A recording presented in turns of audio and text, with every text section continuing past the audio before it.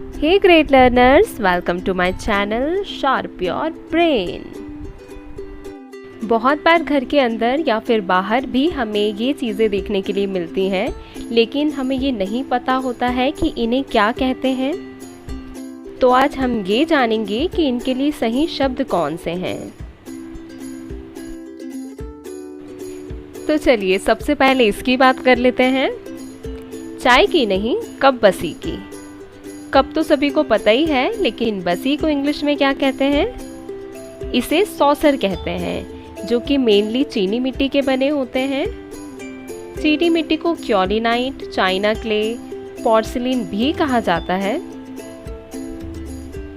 इसे चीनी मिट्टी इसीलिए कहा जाता है क्योंकि यह सबसे पहले चीन के पहाड़ से निकली थी, लेकिन अब कई अन्य देशों में भी पाई जाती है। इससे खिलौने और भी कई अन्य बर्तन भी बनाए जाते हैं। नेक्स्ट मैं बात करने वाली हूँ लूफा की। इसे आपने देखा ही होगा, सभी के बाथरूम्स में ये अवेलेबल होता है। ये बॉडी स्क्रबिंग के लिए मेनली यूज़ किया जाता है। अब ये लूफा नाम कैसे पड़ा वो मैं आपको बताती हूँ। लूफा, जिसे हिंदी में तोरई कहते हैं, ये फ्रूट की कैटेगरी में आता है, लेकिन जब ये लगभग 5 से 6 इंच का होता है तो सब्ज़ी बनाने के लिए हम इसका उपयोग करते हैं। और जब ये फ्रूट बड़ा हो जाता है तो इसकी सूख जाने के बाद इसकी ऊपरी परत हम निकाल देते हैं और उसके बाद ये बॉडी स्क्रबिंग या फिर बर्तन साफ करने के लिए यूज़ किया जाता है।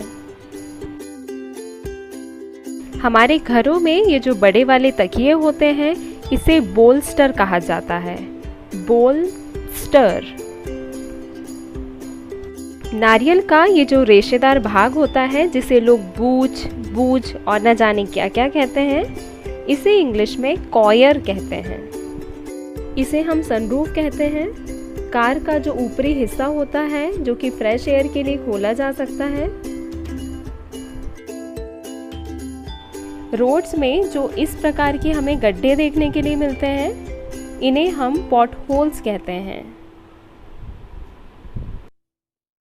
इसका यूज़ आपने कभी ना कभी अपनी लाइफ में किया ही होगा। इसे केबल टाइज कहते हैं, जो कि फास्टनर के रूप में यूज़ किया जाता है। नेल कटर के साथ ये जो एक्स्ट्रा चीज़ दी जाती है, इसे फाइलर कहते हैं, जिसे नेल्स को आकार देने के लिए यूज़ किया जाता है।